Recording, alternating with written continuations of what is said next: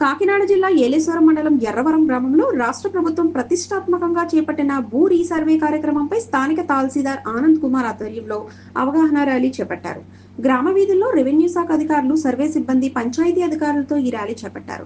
ఈ సందర్భంగా తహసీల్దార్ ఆనంద్ కుమార్ మాట్లాడుతూ ఈ నెల 15వ తేదీ నుండి ఎర్రవరం రెవెన్యూ విలేజ్ నందు భూ సర్వే చేపట్టడం జరుగుతుందని తెలిపారు. రేపు గ్రామ పంచాయతీ నందు జరగనున్న గ్రామ సభకు రైతులందరూ హాజరు కావాలని కోరారు.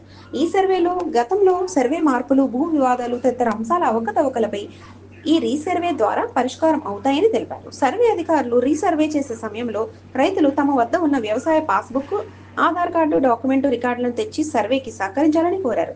ఈ రీసర్వే ఆధునిక పద్ధతిలో ఆకాంక్షలు, రేఖాంశాల ఆధారంగా డ్రోన్, రోవర్ పరికరాలతో చేపట్టడం జరుగుతుందని, రీసర్వే అనంతరం సర్వే నంబర్ స్థానంలో LPM నంబర్ వస్తుందని అన్నారు. ఈ కార్యక్రమంలో తహసీల్దార్ Anand Kumar, EO Varma, RI Ponnalu, resurvey DT Sandhya, VROలు మణికంఠ, అప్పారావు, మండల సర్వేయర్లు, గ్రామ సర్వేయర్లు సత్యనారాయణ, దుర్గాప్రసాద్, గ్రామ నాయకులు మైరాల కనకారావు, గంగిరెడ్ల మణికంఠ తదితరులు పాల్గొన్నారు.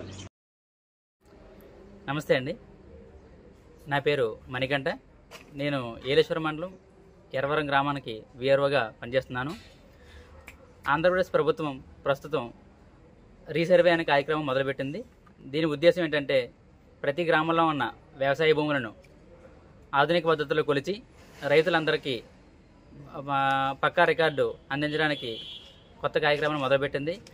ఏలేశ్వరం మండల్ తహసీల్దార్ వారి ఆధ్వర్యంలో జరగనున్న ఎర్రవరం సంబంధించి రేపు వచ్చే మంగళవారం నుండి రీసర్వే మొదలవుతుంది.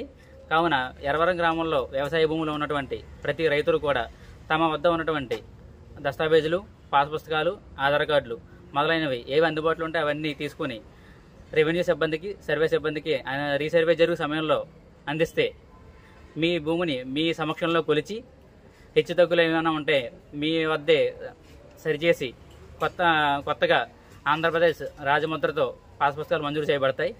అలాగే రేపు ఉదయం అనగా శుక్రవారం ఉదయం 9 గంటలకి మన ఎర్రవరం పంచాయతీలో ఈ రీసర్వే మీద ప్రజల నుండి అభిప్రాయాల సేకరణకి, అలాగే అవగాహన కోసం గ్రామసభ ఏర్పాటు చేయబడుతుంది. దీనికోసం కూడా రైతులందరూ వచ్చి హాజరయ్యి తమ అభిప్రాయాలను చెప్పాల్సిందిగా కోరుతున్నాం.